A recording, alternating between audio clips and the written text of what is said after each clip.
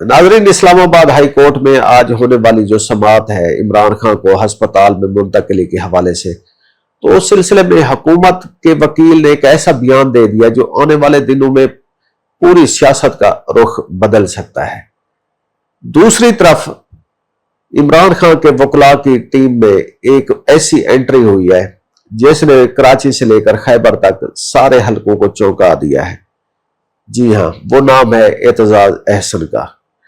एतजाज अहसन कुछ दिनों से जो है पीपल्स पार्टी की जो पॉलिसीज है उसको साथ बैलेंस करते हुए इमरान खान के हक में बोलते रहते हैं, लेकिन कभी ये नहीं सोचा था कि एतजाज अहसन एक दिन इमरान खान के वकील भी बनेंगे। ये एक ऐसी एंट्री है जिसने पीपल्स पार्टी के हलकों में इस वक्त बहुत बड़ा इज़्तिराब पैदा कर दिया है। और दूसरी तरफ एतजाज अहसन के सियासी मुस्तकबिल के बारे में भी काफी बातें की जा रही हैं। नाजरीन, ये एतजाज अहसन वही है कि जिन्होंने नवाज शरीफ का केस लेने से पहले बेनजीर भुट्टो से इजाजत तलब की थी।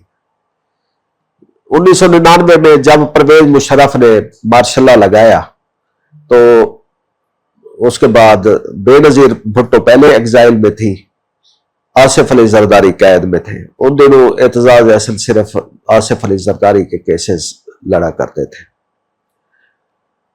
उन्हीं दिनों में फिर क्या होता है कि कलसूम नवाज ने एतजाज अहसन से राब्ता किया कि नवाज शरीफ का आप केस लड़े। तो एतजाज अहसन ने फौरी तौर पर कोई फैसला करने की बजाय उनसे वक्त मांगा और उन्हें कहा कि जी मैं पहले अपनी लीडर बेनजीर भुट्टो से पूछ लूं।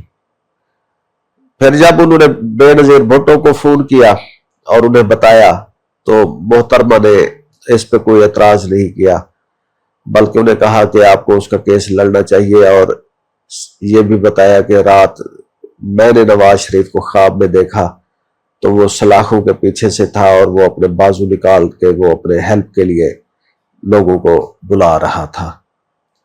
तो ये एक तरह से उनका ये पर्सनल टच भी हो गया था।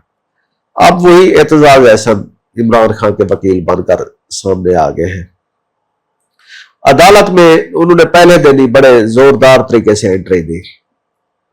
उन्होंने इस्लामाबाद हाई कोर्ट के चीफ जस्टिस बशीर डोगर को मुखातिब करते हुए कहा कि मैं इमरान खान से मुलाकात के लिए जब भी गया हूं तो जेल हकाम ने हमें दूर से ही वापस भेज दिया है। मैंने उनसे वकालतनामे पर दस्तखत कराने हैं जो कि एक मुवक्किल का आईनी और कानूनी हक है, और मुझे आपसे ये गुजारिश करनी है कि अगर आप इस जो मुजरिम है उसके इस आईनी हक को नहीं मानते तो फिर इस पूरी अदालत का फायदा कोई नहीं।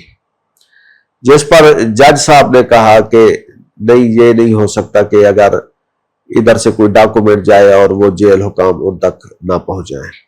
अब ये तो एक बहरहाल ब्लाटेंट एक तरह की वो डिनायल था। इस पे एतजाज अहसन जो कि अदालतों में जरा थोड़ा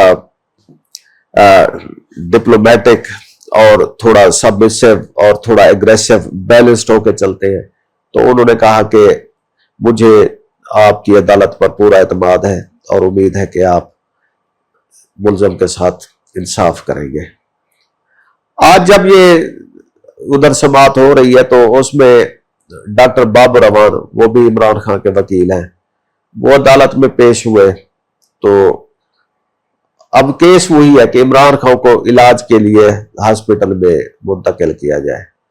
तो उन्होंने डॉक्टर बाबर अमान इस लिहाज से बहुत मशहूर है कि वो अपनी आर्गूमेंट्स में कुरानी आयात और अहदीस और इस्लामिक रेफरेंसेस का हवाला बहुत देते हैं। तो उन्होंने कहा, एक आयत पढ़ी कि जिसका मतलब ये था कि लोगों के साथ नरमी करो। इस पर एक जज साहब जो बेंच में थे, जज साहब वो बोले कि जी ये नरमी का मामला के अलावा ये इमरान खान का कानूनी और आईनी हक भी है कि उनको इलाज की सहूलतें मिलनी चाहिए। जिस पर अदालत में इमरान खान की फैमिली, वकला और दूसरे जो लोग थे सब ने हक्का बक्का होकर एक दूसरे की तरफ देखा। लेकिन उनका तजिया ये है कि इमरान खान के हवाले से जजेस के جو ریمارکس ہیں اور پھر ان کی طرف سے جو آبزرویشن اور فیصلہ آتا ہے وہ بالکل ہی پول اپارٹ ہوتے ہیں، ان میں بہت ڈفرنس ہوتا ہے۔ اب دیکھنا یہ ہے کہ عمران خان کو عدالت میں بھیجا جائے گا یا نہیں۔ فی الحال اس وقت یہی بات چل رہی ہے کہ اعتزاز احسن کے آنے سے اس کیس کے قانونی معاملات اور سیاسی معاملات پر کیا اثر پڑے گا۔ اعتزاز احسن اپنا جو کیس ہے، حالانکہ وہ ان کے پاس وکالت نامہ نہیں تھا، لیکن وہ اپنا کیس لڑنا جانتے ہیں۔ انہوں نے آتے ہی جب یہ ایک وکیل کے طور پہ یہ کہا کہ انہیں یہ اپنے موکل تک رسائی نہیں دی جا رہی، تو پھر انہوں نے یہ نہ صرف انتظامی مسئلے پر انگلی اٹھائی بلکہ پورے عدالتی انصاف کے اوپر سوالات اٹھا دیے۔ لیکن ساتھ ساتھ اعتزاز احسن کا آصف علی زرداری اور بلاول بھٹو سے پوچھے بغیر پاکستان تحریک انصاف کے بانی عمران خان کا کیس لڑنا ان کے لیے پیپلز پارٹی میں مشکلات پیدا کر سکتا ہے۔ اس وقت Aitzaz Ahsan central executive committee کے ممبر بھی ہیں اور سرکردہ لیڈر بھی ہیں۔ کبھی کبھی جب بھی وہ بلاول بھٹو سے ملاقات کے لیے جاتے ہیں تو انہیں بہت رسپیکٹ دی جاتی ہے، لیکن ساتھ ہی ساتھ ہم یہ دیکھتے ہیں کہ ان کو پیپلز پارٹی میں سائیڈ لائن کر دیا گیا ہے۔ وہ ایک کارنرڈ لیڈر ہیں، وہ اکیلے نہیں ہیں، ان کے ساتھ فرحت اللہ بابر کو کارنر کر دیا گیا ہے، رضا ربانی کو کارنر کر دیا گیا ہے، سردار لطیف کھوسہ تو پارٹی ہی چھوڑ گئے، لیکن اعتزاز احسن نے بہرحال پارٹی نہیں چھوڑی اور وہ پارٹی میں رہ کر ہی ایک تبدیلی کی کوشش کر رہے ہیں۔ آنے والے دنوں میں ہم دیکھیں گے کہ اعتزاز احسن کو پیپلز پارٹی میں اب رکھا جاتا ہے یا فارملی طور پر ان سے کوئی شوکاز کے ذریعے اس چیز کی وضاحت طلب کی جائے گی کہ آپ نے عمران خان کا کیس پارٹی سے پوچھے بغیر کیوں لڑا ہے۔ ویسے یہ کوئی اعتزاز احسن کے اوپر کوئی پارٹی کی طرف سے obligation نہیں ہے، ان کا ایک پروفیشنل انٹیگریٹی کا تقاضا تو یہ ہے کہ ان کے پاس جب کوئی ایک ایسا کیس آئے جس میں وہ سمجھتے ہوں کہ وہ اگر یہ کیس لے کر لڑیں گے تو انصاف کے تقاضوں کے عین مطابق ہوگا اور ان کے پروفیشنل obligation کے عین مطابق ہوگا، تو ان پر کوئی کسی طرح کا ایسا کیس لینے پر پاکستان پیپلز پارٹی کوئی قدغن نہیں لگاتی۔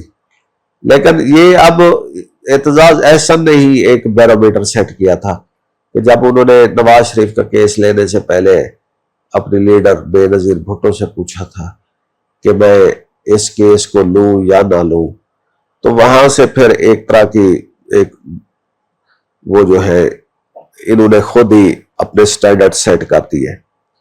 پھر ایک اور واقعہ بھی میرے ذہن میں آ رہا ہے کہ جب خواجہ آصف کے خلاف عمران خان کی حکومت نے بہت سارے کیسز کھڑے کر دیے تو انہوں نے پھر فاروق نائک کو اپنا وکیل کرنے کے لیے ان سے رابطہ کیا، تو فاروق نائک نے آصف علی زرداری صاحب سے اجازت طلب کی۔